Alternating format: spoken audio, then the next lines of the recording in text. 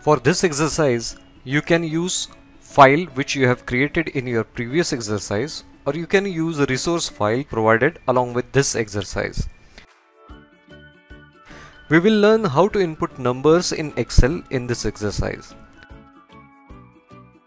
In previous exercise, we have written 5 products in rows. Also, we have written 5 country names in columns so that we can input sales figure of these 5 products in these 5 countries in this particular data table. Now we have to input in each cell respective sales figures pertaining to particular product and country. Let's click in cell B3. So in cell B3, I will input sales figures of smart television in India, which is provided in our exercise, which is 60781. And after input, I will hit enter key so that my control is now in cell B4.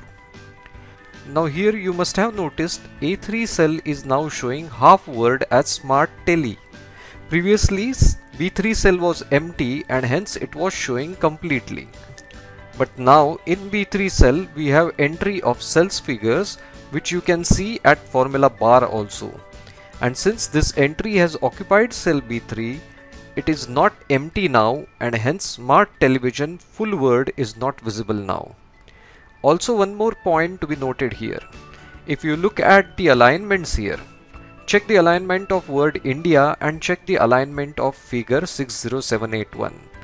When you type any numbers in Excel, Excel automatically makes right alignment of numbers in cell, but whenever you type any characters, Excel automatically aligns them with left alignment. So this is notable difference in Excel when you type characters and when you type numbers. Now to complete this table, let's click in cell B4 and let's complete all entries in cells as provided in our exercise.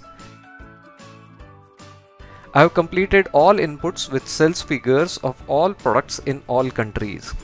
So we have completed our data entry work now. In next lecture, we will see how to input dates.